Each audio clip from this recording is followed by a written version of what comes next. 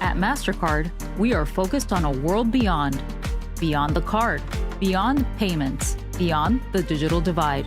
We are focused on where the world is going next, where contactless technology is everywhere, where money moves across borders, and where every transaction can be trusted.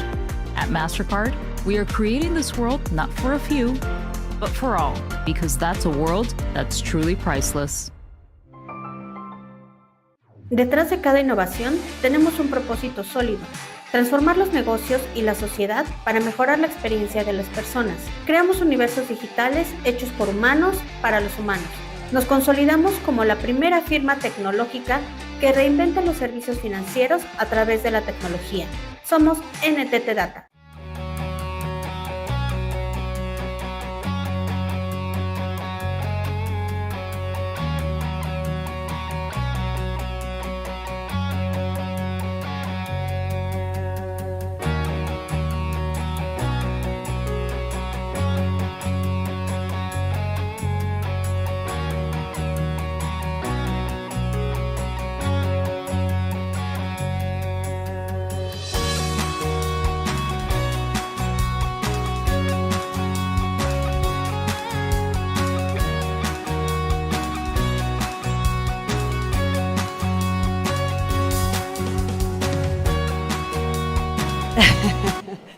Me gusta ese silencio. Tercera llamada.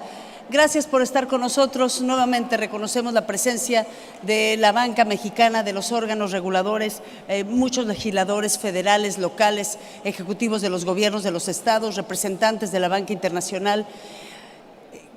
Congrega la gran decisión económica del país y, por supuesto, también a nuestros secretarios de Estado. Gracias por estar aquí.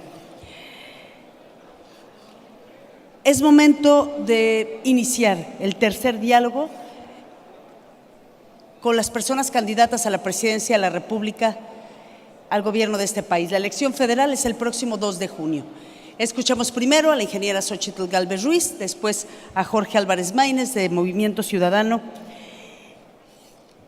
Y quiero que esta audiencia dé una cálida bienvenida a la candidata a la presidencia de la República por la coalición Sigamos Haciendo Historia, la doctora Claudia Sheinbaum Pardo. Bienvenida, doctora.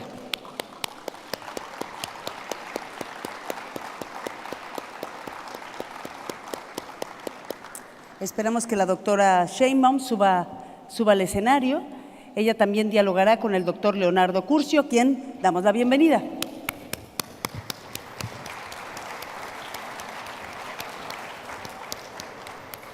Bueno, esperamos que en unos minutos se incorpora la doctora Sheinbaum Pardo a este diálogo. ¿Qué te pareció, Leo, el diálogo con Jorge Álvarez Maínez? Bien, bien, muy bien, es muy interesante. Yo digo que hay que oírlo de manera directa, por eso le comentaba lo de la tiktokización, que a veces parecen personajes diferentes a quienes ya los oyes discurrir, elaborar sobre políticas públicas.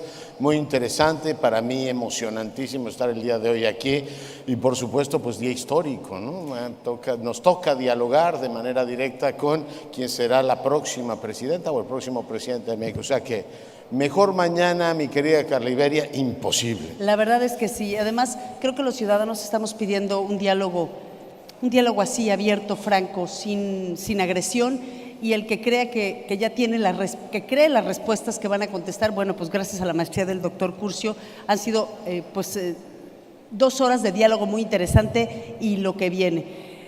Sí. Les queremos recordar que tenemos un teléfono de WhatsApp para que ustedes, un número de WhatsApp para que ustedes manden preguntas a la candidata Claudia Sheinbaum Pardo, quien está por arribar al escenario.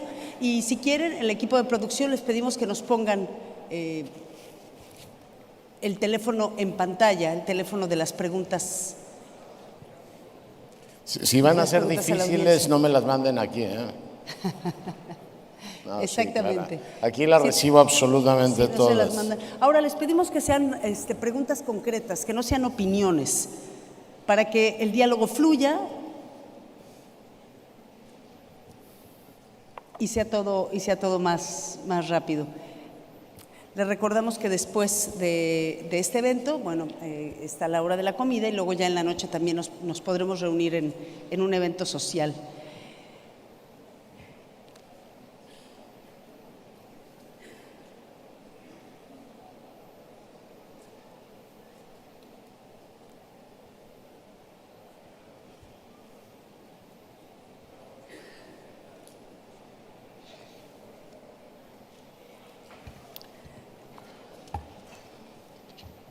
Les recuerdo de qué hablaron los candidatos que estuvieron aquí. Si ustedes no estuvieron presentes en la primera sesión, pues hemos hablado de apoyo a la pequeña y mediana empresa, hemos hablado del proyecto de identidad biométrica, hemos hablado de un programa de selección nacional de talentos, de un sistema nacional de combate a la corrupción, hemos hablado de bancarización, de proyectos para bancarizar a mujeres, de microcréditos, de sistemas de seguridad pública, de la Agencia Nacional de Talentos. Hemos hablado del futuro de la aviación en el centro del país, de tiempos legales de campaña. Hemos hablado de declinación o no declinación hacia otro candidato o candidata. Hemos hablado de la asfixia del presupuesto a las universidades, de la negociación con el gobierno de Estados Unidos en temas de justicia y tráfico, de una reforma urgente a la evaluación superior, de proyecto y presupuesto público para niñas, niños y adolescentes. También hablamos de afinidades políticas, ejes de desarrollo de México.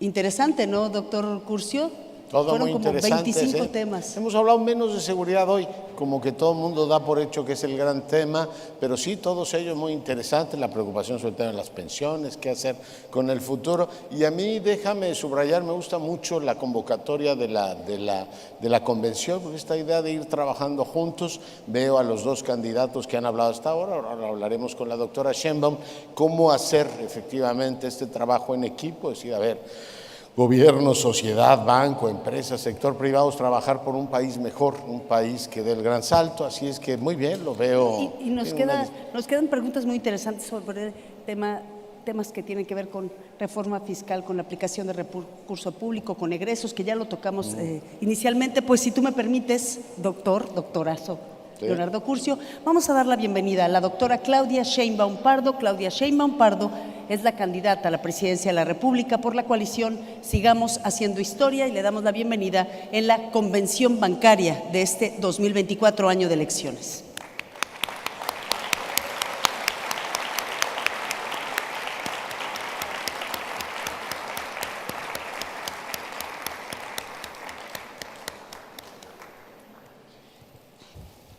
Doctora Sheinbaum, buenos días. Tardes ya.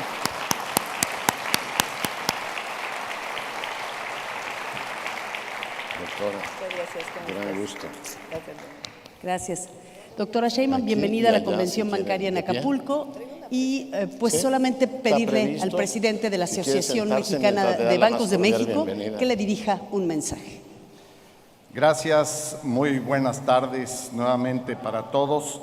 Me da mucho gusto darle la bienvenida a nuestra convención bancaria a la doctora Claudia Sheinbaum Pardo, candidata a la presidencia de la República por la coalición Sigamos Haciendo Historia. Señora candidata, muchas gracias por aceptar nuestra invitación para estar este día y presentar a esta audiencia su visión sobre el futuro del país, sus propuestas para impulsar el desarrollo económico nacional y particularmente aspectos relevantes para la banca. Este es un foro neutral en el que las candidatas y el candidato a la presidencia de México podrán expresarse en igualdad de condiciones, con entera libertad, sin restricción o condicionamiento alguno. De nuevo, muchas gracias por su presencia y bienvenida. Muchas gracias, Julio. La señora candidata nos ofrece la palabra.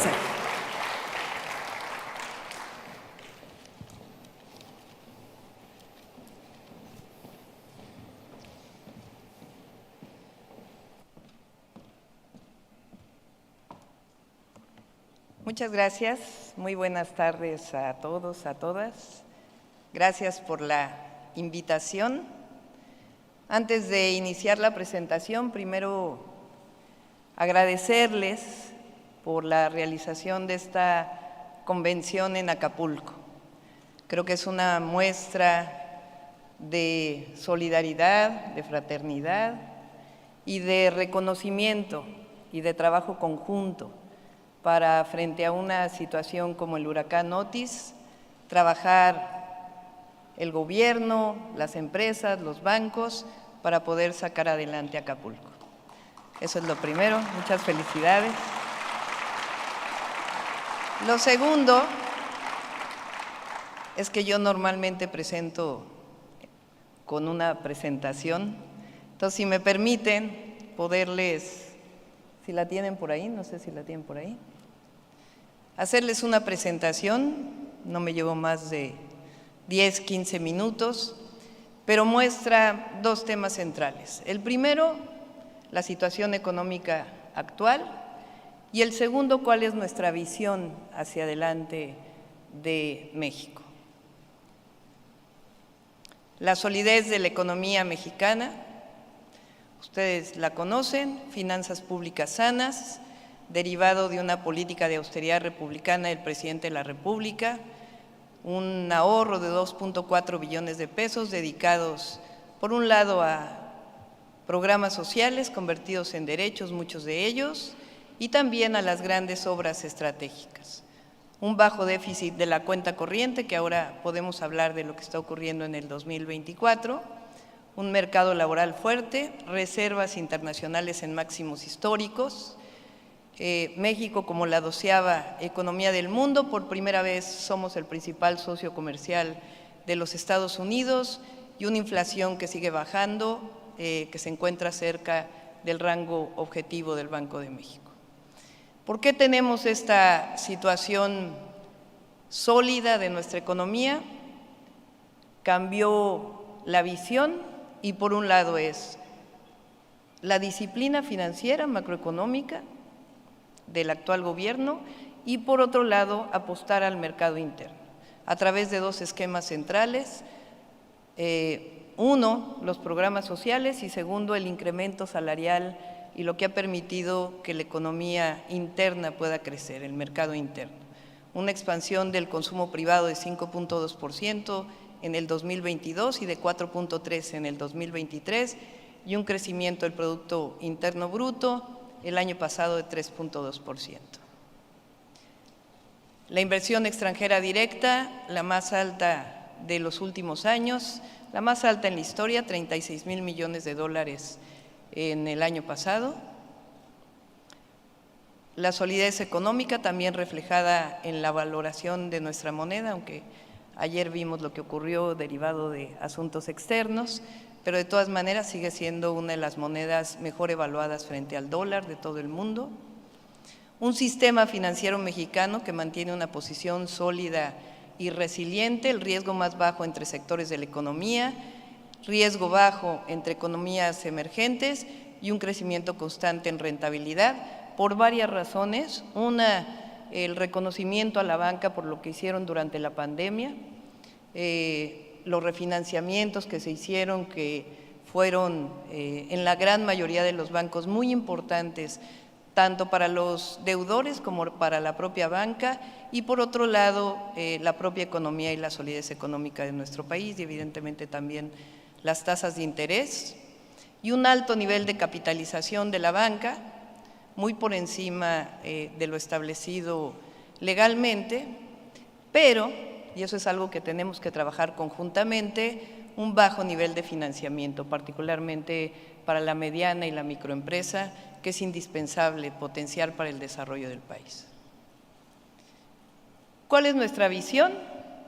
Vamos a respetar la autonomía del Banco de México, que sé que les interesa este tema. Vamos a mantener la estabilidad financiera y la responsabilidad financiera del actual gobierno. No va a aumentar la gasolina ni los energéticos en términos reales. Y lo que ya está en la Constitución de condonación de impuestos, y mantendremos un equilibrio razonable entre deuda y Producto Interno Bruto. No va a aumentar el déficit ni tampoco de manera importante la deuda. ¿De dónde puede haber recursos adicionales? Sin necesidad de una reforma fiscal, que si se tuviera que dar tendría que ser de consenso, En primer lugar, de la digitalización y la simplificación del sistema tributario nacional. Nosotros tuvimos una gran experiencia, aunque a otro nivel en la Ciudad de México, de digitalización de los procesos en la ciudad que nos permitió incrementar los ingresos de la ciudad, y necesitamos simplificar todavía más el SAT a través de la innovación tecnológica y de regímenes simplificados. Y por otro lado, un elemento central, el presidente aumentó prácticamente en 200,000 millones de pesos el ingreso por aduanas, y la tecnificación de las aduanas nos va a permitir todavía un incremento adicional en los ingresos. Segundo tema que evidentemente nos interesa a todos: ¿cuál es nuestra política de seguridad o para hacer el país todavía más seguro? Son 5 ejes. El primero, evidentemente, es honestidad y atención a las causas. No puede haber política de seguridad si no hay oportunidades de acceso a derechos de los jóvenes. Vamos a consolidar la Guardia Nacional, no solamente en términos preventivos, sino hacerla más cercana a la ciudadanía como policía de proximidad, y además que se conviertan realmente en primeros respondientes. El fortalecimiento de la inteligencia y la investigación lo hicimos en la Ciudad de México. La Ciudad de México, la policía de la ciudad es la única en todo el país que por ley le dimos la posibilidad de hacer inteligencia e investigación. Nuestro objetivo es generar un sistema nacional de inteligencia y investigación para la seguridad pública, por ley, en donde se concentre la información y que nos permita que estos sean elementos centrales para las fiscalías estatales y para la Fiscalía General de la República, la coordinación de las policías y la Fiscalía, y un modelo nacional de coordinación de fiscalías. Esencialmente, para poder tener mayor seguridad, son 2 ejes. El primero tiene que ver con atención a las causas y el segundo tiene que ver con disminuir la impunidad en nuestro país. Y para disminuir la impunidad tiene que haber no solamente las acciones preventivas de policías y Guardia Nacional, sino las fiscalías, que son quienes hacen las carpetas de investigación, en coordinación incluso con el Poder Judicial. Eso lo hicimos en la Ciudad de México a nivel estatal o de entidad. Nosotros disminuimos los delitos de alto impacto en 4 años en 58%, el homicidio doloso en 51%, y en términos de la percepción de la ciudadanía pasó de 92.3% que consideraba la ciudad insegura al 57.5% en 4 años. Hacia adelante, ¿cómo hacer que México siga creciendo? ¿Cómo aprovechar el nearshoring, la relocalización de empresas?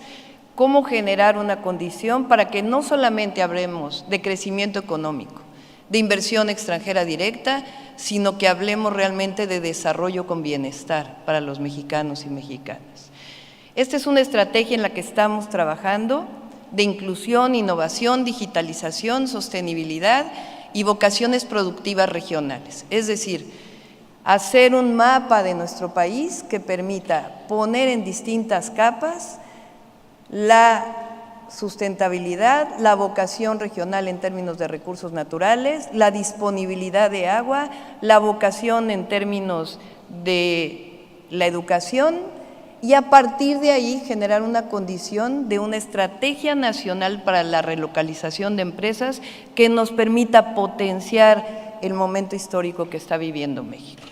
Para ello, evidentemente, hay que fortalecer y consolidar los proyectos legados por el presidente, el Tren Maya no solo como un tren de pasajeros, sino como un tren de carga, con las 2 centrales de ciclo combinado que se están haciendo en la península de Yucatán, la entrada de gas natural a la península, el tren interoceánico que tiene un potencial enorme y los 12 polos de desarrollo que se están planteando entre Oaxaca y Veracruz, el Aeropuerto Internacional Felipe Ángeles, que hoy es el principal aeropuerto de carga en la zona centro del país y que tiene un potencial de desarrollo muy importante para la zona centro, el Aeropuerto Internacional de Tulum para potenciar el turismo en el sur-sureste y evidentemente la refinería Dos Bocas.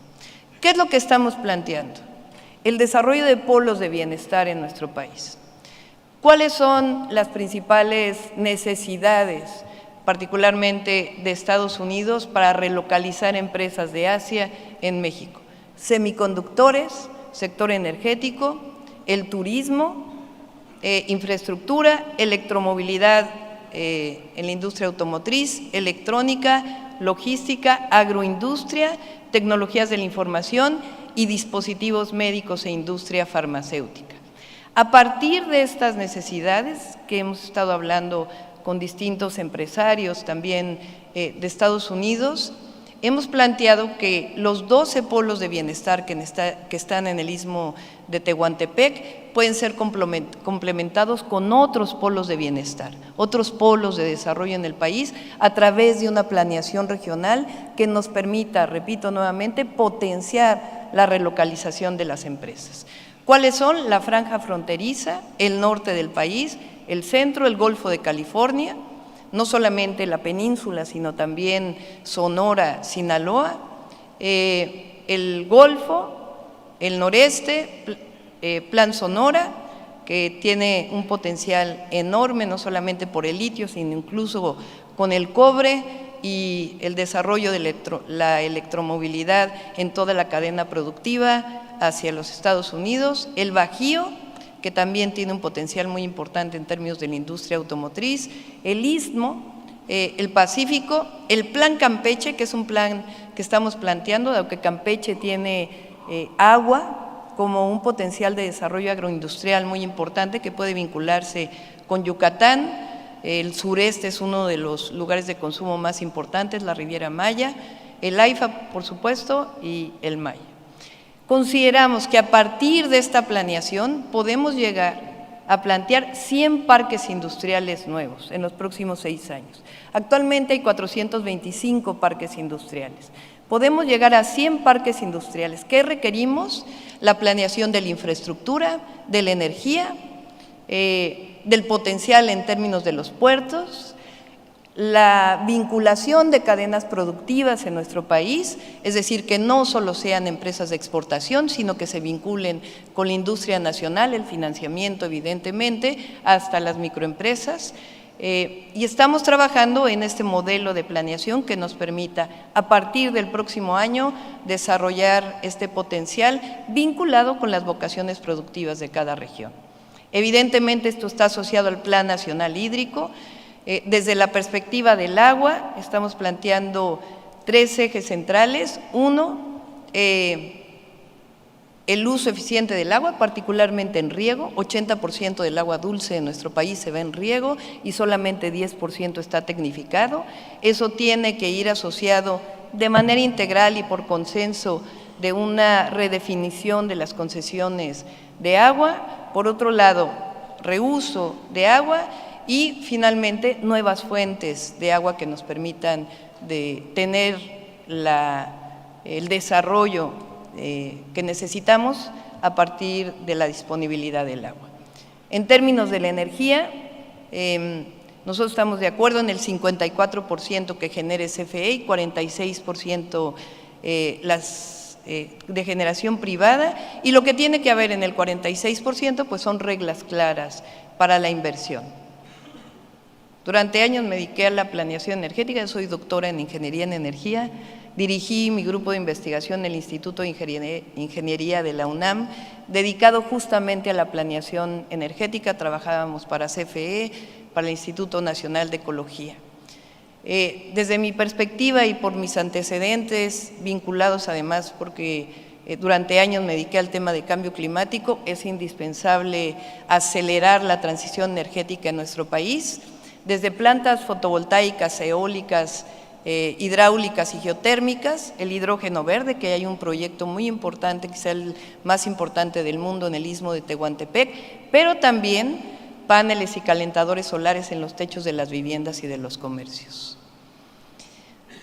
A partir de este diseño de planeación de nuestro país, nosotros planteamos que el crecimiento no solamente es en términos de la inversión privada y la inversión extranjera, sino que también tiene que ir acompañado de 2 apellidos, el bienestar y la sustentabilidad.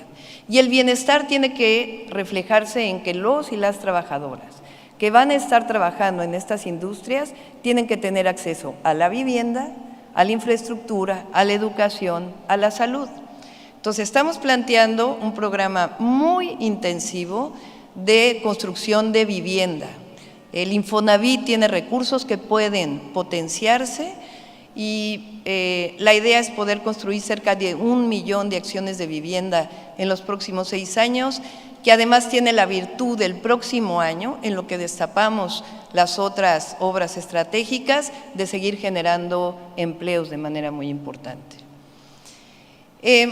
Todo ello pues genera una oportunidad enorme para la inclusión financiera, que es algo que debemos platicar conjuntamente, de nuevos vehículos flexibles y productivos, de más infraestructura, el financiamiento para más infraestructura y mejores esquemas que ofrezcan garantía a la banca comercial. En la Ciudad de México hicimos esto y lo pensamos hacer a nivel nacional. Pensamos que debemos cambiar la ley de mejora regulatoria por otra ley que se llame la Ley de Simplificación de Trámites, que nos permita, desde el nivel municipal al nivel nacional, simplificar los trámites para la inversión. En este proyecto, pues necesitamos conectar todavía más al país. ¿Cómo? Con carreteras. Estos son los proyectos que hemos planteado que están vinculados con los puertos y con los trenes. Tenemos que duplicar la carga transportada por ferrocarril, lo cual tiene un potencial enorme, y tenemos también que seguir generando trenes de pasajeros. El tren interoceánico es un tren que no representó grandes costos y que genera un desarrollo regional enorme. Los puertos, que esto requiere una inversión pública y una inversión privada para potenciar todos los puertos del país, como parte del nearshoring, particularmente los del Golfo, para desarrollar todo lo que significa la exportación de mercancías hacia el este de Estados Unidos. Los aeropuertos que deben desarrollarse, particularmente en estas zonas, y seguir ampliando el acceso a Internet y telecomunicaciones. En 2027 se cierra la posibilidad de un nuevo satélite mexicano y creemos que tenemos toda la posibilidad para poderlo lanzar, que potencie el desarrollo del Internet para todos. Ya voy a terminar. En conclusión, México tiene un gran potencial de desarrollo para los próximos años, por la estabilidad económica y social y por las oportunidades de relocalización. El desarrollo debe brindar bienestar y sustentabilidad, mejores salarios, acceso a la vivienda y todo lo que se requiere para poder vivir adecuadamente. No solamente es generación de empleos, sino generación de bienestar con menores impactos ambientales. La relocalización debe generar cadenas productivas, transferencia tecnológica, innovación, vinculado con el desarrollo científico del país, la planeación territorial que va a potenciar la inversión privada y, por supuesto, el sector bancario sano que hoy existe. Necesitamos generar todas las condiciones para que también el crédito pueda llegar a las micro y medianas empresas que potencien el desarrollo. Y, por supuesto, nuestro objetivo es un México más fuerte, con prosperidad compartida. Muchas gracias.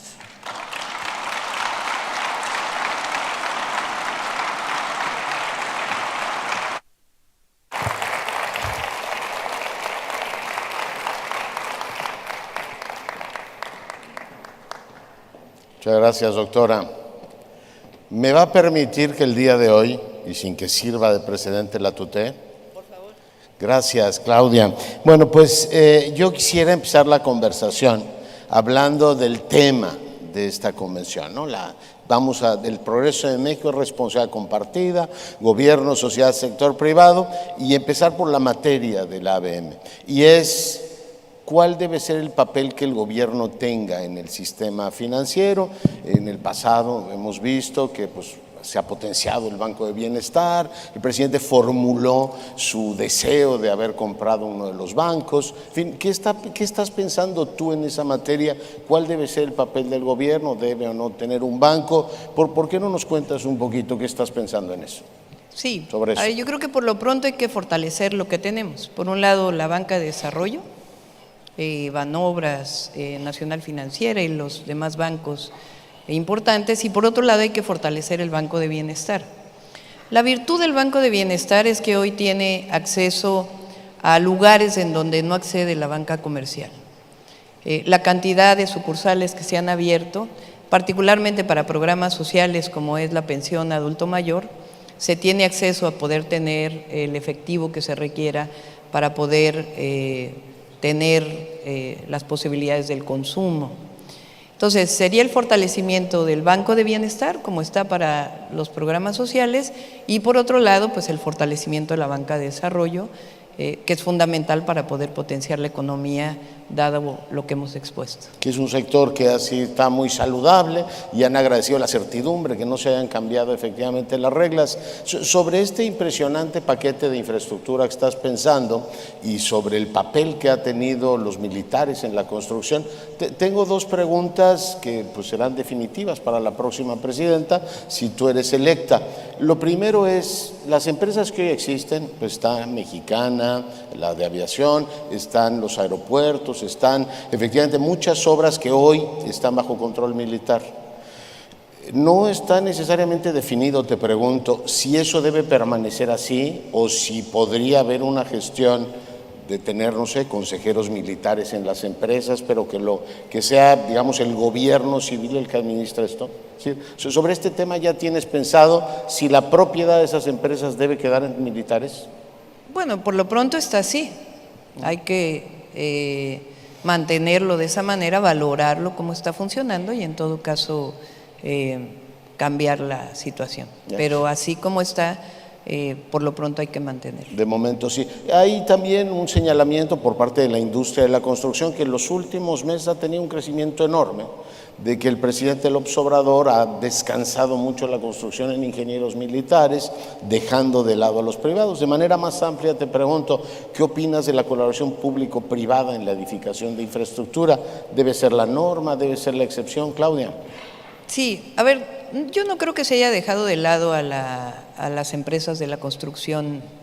Yo creo que ha sido tan acelerado el crecimiento de la construcción en estos 6 años y particularmente en los últimos 3 años, que ha habido la participación de las empresas privadas, caso Tren Maya, y además el apoyo de la Secretaría de la Defensa Nacional, porque más que el Ejército es la Secretaría de la Defensa Nacional y los ingenieros militares. No podría haberse construido lo que se ha construido hasta ahora si no hubiera sido por la conjunción de ambos en el desarrollo del Tren Maya o del interoceánico. En términos de las asociaciones público-privadas o de ese esquema, de esa herramienta para el desarrollo de infraestructura, a ver, me parece que es una opción, sin embargo, creo que hasta ahora esa opción ha tenido costos muy altos. Entonces, tiene que revisarse como se ha revisado, hay varios ejemplos que requieren necesariamente revisarlos porque finalmente es el recurso público, aunque sea una asociación público-privada, es el recurso público el que se va entregando cada año para la operación de un privado, de un servicio público. Entonces, se requiere revisar en todo caso los costos de un esquema de este tipo. ¿Lo valorarías? Es muy interesante el video de tu vida que está en su página, le recomiendo si alguien no lo ha visto, que lo vea y recuerda el segundo piso que te pidió el entonces jefe de gobierno capitalino, siendo ella la secretaria de Medio Ambiente. Ese modelo se hizo con recursos recursos públicos fiscales, y al presidente le gusta mucho repetir que las obras públicas, las emblemáticas, se hacen con recursos fiscales. Veo que tú tienes una, digamos, visión combinada. Bueno, a ver, por ejemplo, en la Ciudad de México nosotros destinamos cerca de 179,000 millones de pesos de infraestructura.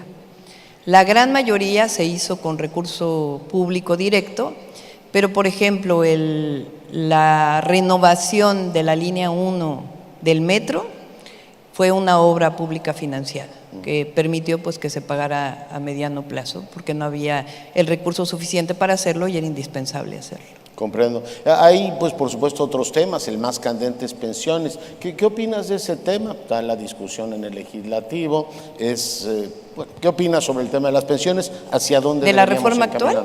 De la reforma actual y en términos generales, si eres electa presidenta, ¿hacia dónde debería moverse el financiamiento de las pensiones? A ver, el tema actual es cómo hacemos para que un trabajador, trabajadora, que ha trabajado 30 años, 35 años de su vida, pueda retirarse con una pensión digna. La reforma del 97 y del 2007 hacen que las pensiones sean muy pequeñas, incluso un recurso que se puede otorgar que no garantiza pues la posibilidad de una vida posterior. Entonces está planteando mejorar ese sistema de pensiones. ¿De dónde sale el recurso? De un fondo de pensiones que está realizando el presidente, y una parte de ese financiamiento viene de pensiones que no se han recuperado, reconocido después de, creo que son 6 años, y que van al fondo de pensiones.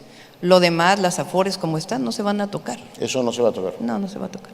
Digamos, eso resuelve el problema de hoy por hoy, pero digamos, ¿cómo hacer Es de largo sostenible el plazo. modelo? O sea, la idea es que, por ejemplo, la reforma de pensiones que se hizo en el 97, un trabajador que entró a trabajar en el 97, pues se va a jubilar en el 2027. Entonces, para ese trabajador que se jubile en el 2027, se mejoraría su pensión a una pensión que pudiera ser equivalente al salario medio del IMSS, si es menor que o de ese nivel. Si es de los otros niveles, pues ya es al porcentaje equivalente que tendría. Y el fondo de pensiones permite más o menos mantener para los próximos 10 años. Y después de eso, pues ya trabajar junto con el sector privado para ver cómo mejora la condición. Hubo una primera reforma de pensiones en donde participaron la mayor parte de los empresarios. Yo siempre he dicho que las decisiones más importantes de la economía nacional, del presidente de la República, se han tomado por consenso. El aumento al salario mínimo se tomó por consenso. La redefinición del outsourcing se tomó por consenso. Los cambios laborales se tomaron por consenso.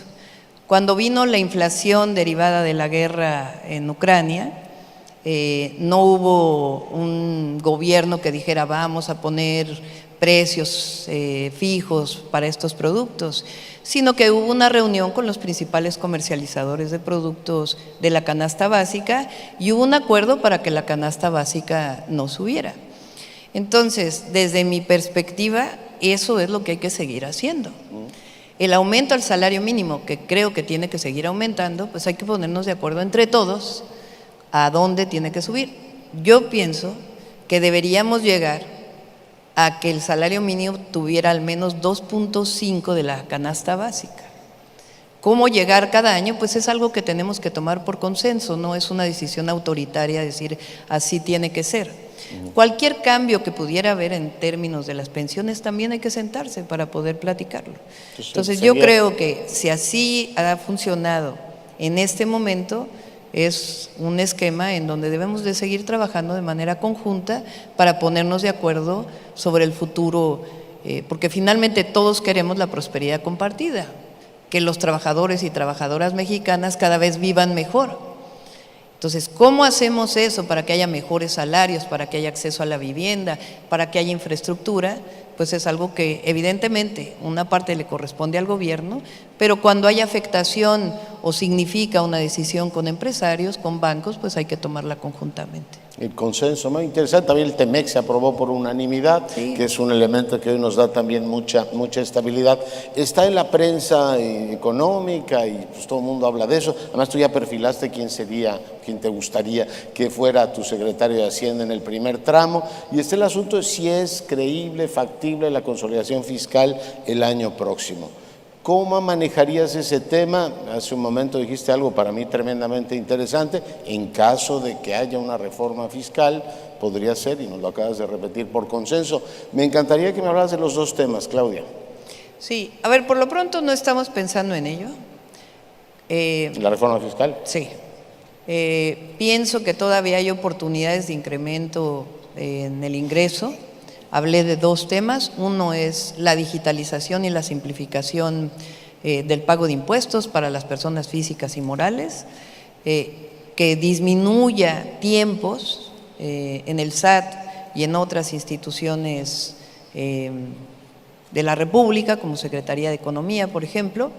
Y también creo yo que en aduanas todavía hay un margen, si se tecnifican las aduanas, de incrementar los ingresos del país. Y otros esquemas también importantes, pero por lo pronto no estamos pensando en una reforma fiscal, y si llegáramos a pensar en ella, pues habría que platicarlo. Y la digamos, consolidación, quitarle, no sé, 3 puntos al déficit, ¿lo ves factible el año próximo? A ver, el déficit estamos hablando principalmente de este año. Entiendo que lo explicó ya el secretario de Hacienda. Tomó una decisión el presidente de pagar la gran mayoría de las grandes obras estratégicas, yo les llamo grandes obras estratégicas más que obra pública, este año. Entonces, no es que vamos a cargar el déficit para los siguientes años, sino que este año es particular y los próximos años, evidentemente, tenemos que tener una disminución del déficit y regresar al 3%, exactamente. ¿Ya? El tema de aduanas se quejan mucho los empresarios, parece que es un desastre en algunos puntos, y de migración ya no te cuento. ¿Qué tienes pensado sobre este tema? Es que hay que tecnificar. Las aduanas tienen algunos problemas que han disminuido, pero todavía tienen algunos problemas. Por ejemplo, largos tiempos de espera, no solamente en los puertos, sino también en el cruce fronterizo a los Estados Unidos. Hay veces que son largas horas o incluso días para poder pasar, por también temas que hay que trabajar con los Estados Unidos.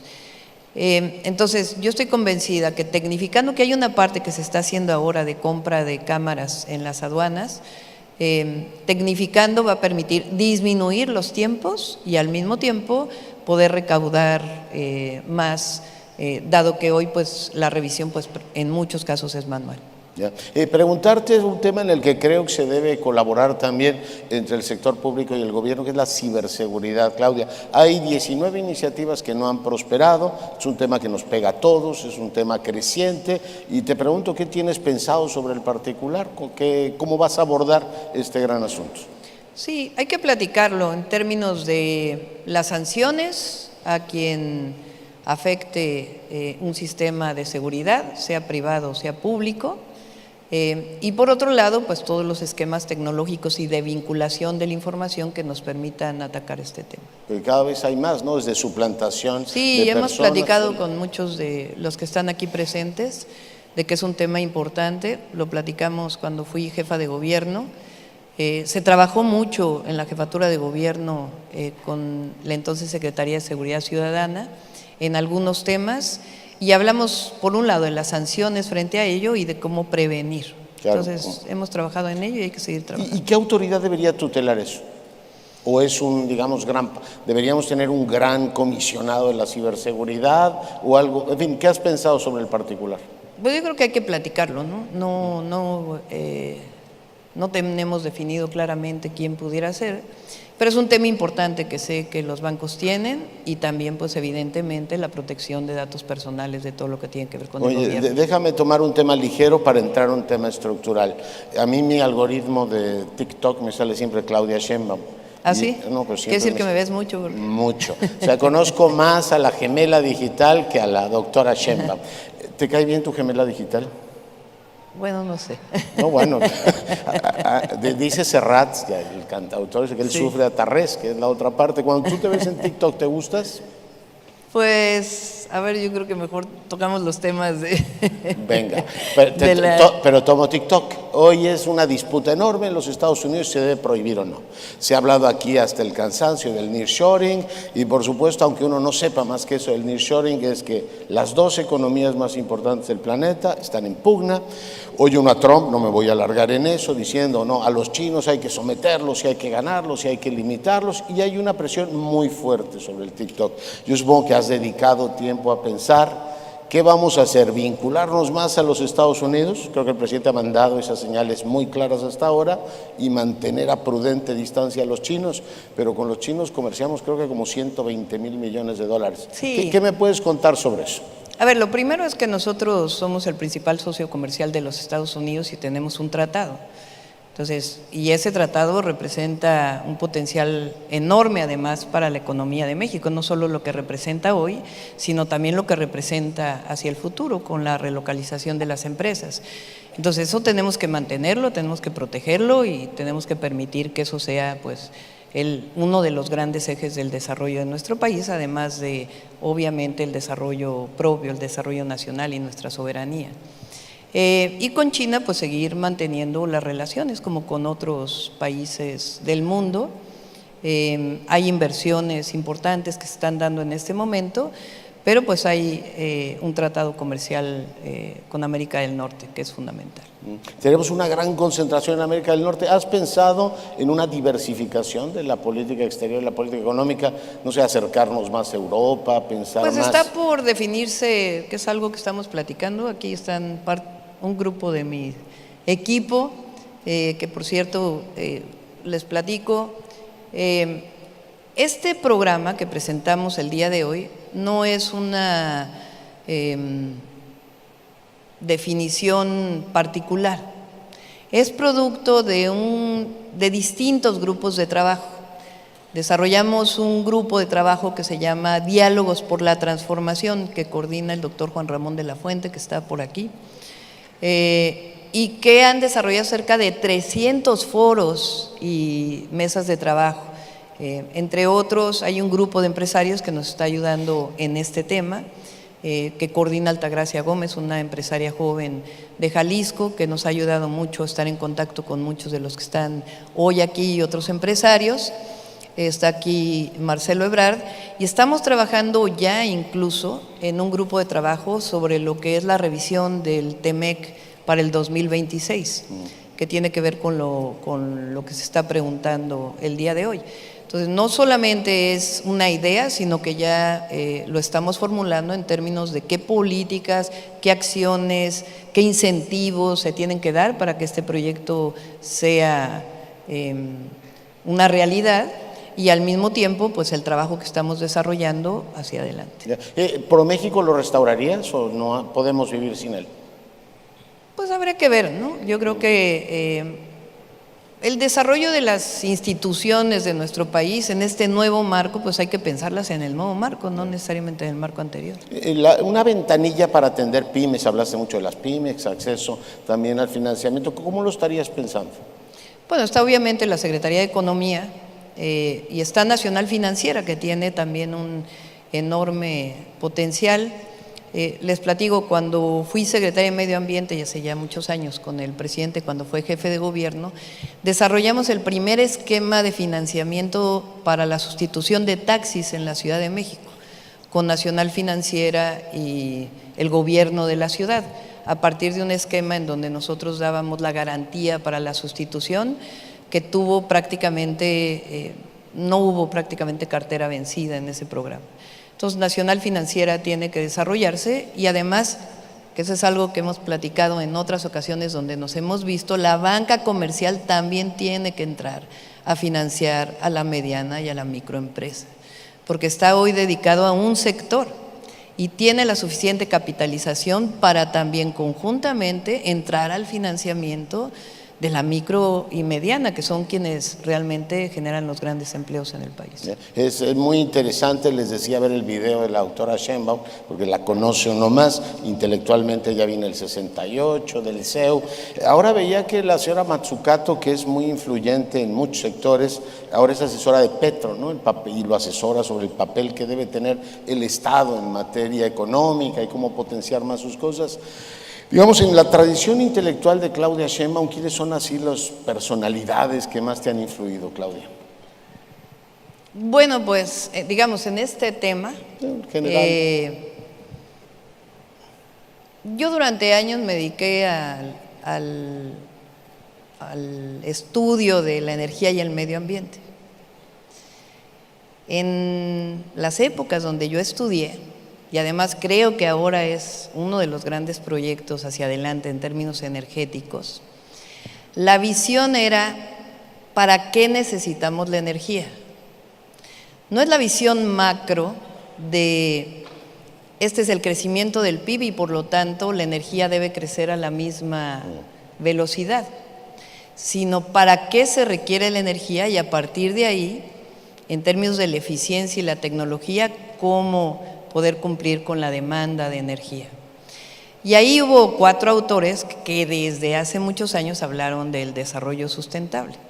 Un autor hindú o de la India, de apellido Reddy, Amulya Reddy, que fue como el gran potenciador de esta visión, que es la visión desde la demanda, no desde la oferta, sino desde la demanda. Y de alguna manera de ahí pues tiene que ver mucho del desarrollo intelectual, digamos, que he tenido hacia adelante. Qué interesante. El modelo de seguridad, porque nos quedan ya 12 minutos y quisiera que tuvieras un mensaje final. Modelo de seguridad, tú lo exhibes, los capitalinos podemos dar cuenta y fe de lo que allí ocurrió.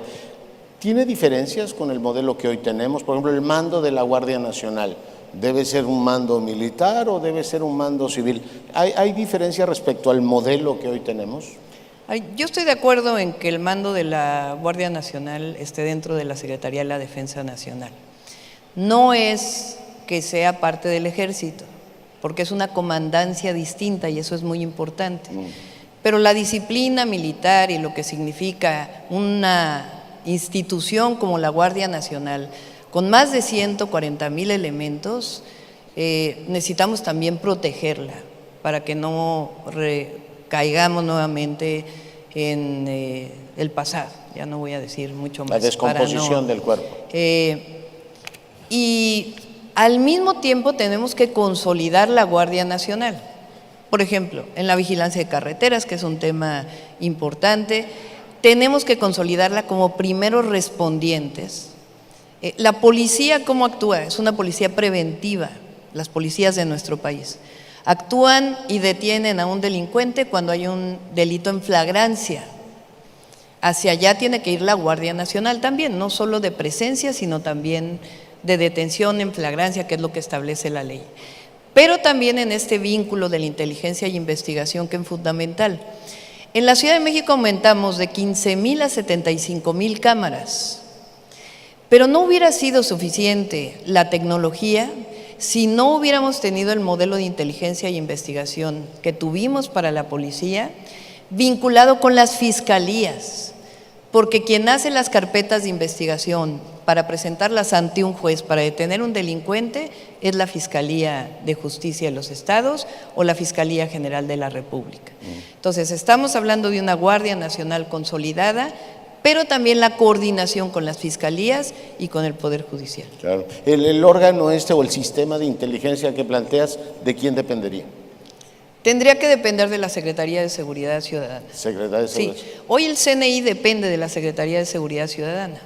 Está en un bando civil, pero tiene que haber una coordinación de las distintas inteligencias e investigación para poder hacer carpetas de investigación con la Fiscalía y detener delincuentes. Ya. Ha habido mucha discusión sobre el tema del mando de la Guardia Nacional, ya nos lo dejaste claramente. Hay gente que dice que deberíamos movernos, ya que vamos a tener mujer presidenta, también a mandos militares presidentes o a lo mejor mandos civiles en defensa. ¿Sobre este tema has pensado algo, Claudia? Sí, creo que por lo pronto tiene que haber mandos militares en la Secretaría de la Defensa Nacional y esperemos que pronto haya generales de división mujeres, porque por lo pronto son solamente hombres los generales de división. Una discusión también en el ámbito muy especializado ha sido el tema de la UIF y las reuniones. Vino la señora Yellen, hace poco vimos a Llorio también hablando con su contraparte. Hay preocupación por la fortaleza económica de los cárteles o de las organizaciones criminales. Sobre ese tema, ¿qué has pensado? Yo creo que son dos temas. Uno, hay que tener obviamente una política en torno a la delincuencia organizada y que tiene que ver, en efecto, se han cancelado muchas cuentas de la delincuencia organizada ahora, porque es importante esta idea de que la política del presidente es abrazos, no balazos, dice la Secretaría de Seguridad Ciudadana, eso no quiere decir que estemos cruzados de brazos. Y si ustedes ven cada 15 días el informe del presidente sobre seguridad, el primer tema se llama cero impunidad. Entonces, por eso son los dos brazos, atención a las causas y al mismo tiempo la cero impunidad, que tiene que ver con que un delito que se cometa, pues tiene que ser sancionado penalmente de acuerdo a nuestro sistema penal acusatorio y los códigos penales estatales y a nivel federal.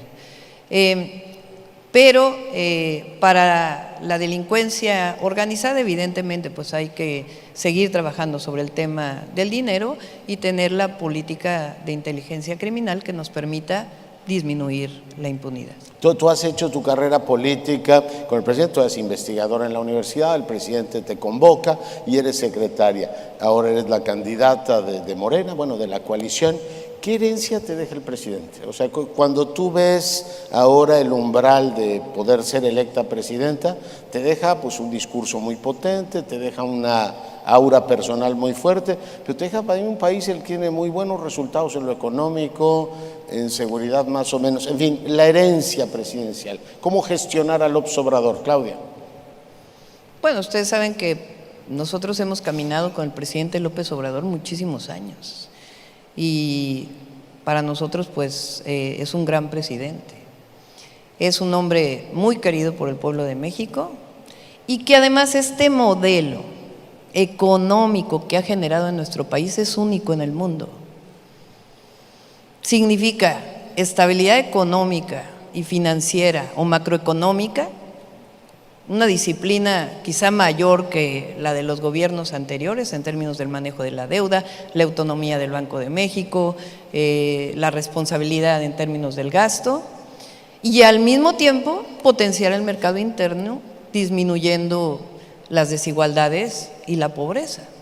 O sea, se salieron de la pobreza con todo y la pandemia 5 millones de mexicanos y mexicanas.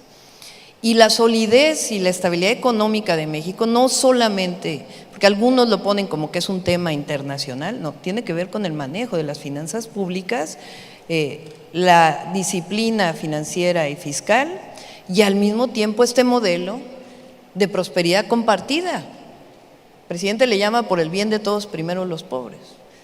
Muchos hablamos de prosperidad compartida, es lo mismo. No podemos hablar de prosperidad en un país si la prosperidad se queda en unos pocos. La prosperidad tiene que llegar a todos los mexicanos y mexicanas. Y este desarrollo del mercado interno de nuestro país a partir de la distribución de los recursos y del aumento del salario, que ha sido muy importante, que creo que todos están de acuerdo en ello, pues ha generado también esta estabilidad económica de México. Entonces nos deja un gran legado, nos deja además obras estratégicas muy importantes que son de visión de largo plazo para el país y por supuesto el cariño que le tiene el pueblo de México al presidente. Tú hablas en uno de los puntos de hacer una república fraterna. ¿Tú ves que después de las elecciones, el nivel de polarización que tenemos, este país se reconcilie y trabaje juntos o trabajemos juntos en una misma línea, Claudia? Sí, a ver, sobre el tema de la polarización, yo lo que he dicho es, veamos cómo le ha ido a los bancos. Le ha ido muy bien en estos 6 años, a pesar de la pandemia, producto del trabajo de los bancos, pero también de la situación económica del país. Veamos cómo le ha ido a la gran mayoría de los empresarios y empresarias de México. Les ha ido bien. Y al mismo tiempo, al que menos tiene, también le ha ido bien. Antes la división social era mayor, ahora ha disminuido las desigualdades y la pobreza. Entonces puede visualizar la polarización de manera distinta. Ahora, ¿qué pienso yo hacia adelante? Creo que el diálogo es fundamental, como lo ha habido hasta ahora. Habrá algunas cosas en las que a lo mejor no estemos de acuerdo, pero es consustancial a la democracia. Lo importante es poner enfrente en todo lo que estamos de acuerdo y seguir trabajando en este momento histórico que tiene nuestro país de potencial del desarrollo, y digo desarrollo no de crecimiento económico, de desarrollo con bienestar y sustentabilidad para poder aprovechar los próximos 6 años en donde la gran mayoría de los mexicanos y mexicanas o todos los mexicanos y mexicanas puedan salir adelante. Claudia, ha sido un placer, por supuesto, Gracias. conversar contigo. Te dejo 3 minutos para que mandes un último mensaje a la audiencia. Pues muchas gracias yo creo que me voy a levantar, muchas gracias a todos y a todas por escucharnos, Gracias nuevamente por hacer esta convención en Acapulco. Lo que vivió Acapulco con el Otis nos muestra también al mismo tiempo, dentro de la tragedia, cómo si se trabaja conjuntamente se puede salir adelante, y esta convención es un ejemplo de ello. Y decirles que nos va a ir muy bien los próximos 6 años, que vamos a tener buenas relaciones, que necesitamos trabajar conjuntamente y que ahí en donde no estemos de acuerdo en algunos temas, siempre tengamos el diálogo para poder salir adelante. Creo que estamos en un momento excepcional para nuestro país y que colaborando todos y todas podemos hacerlo todavía mejor. Muchas gracias. Doctora, muchas gracias.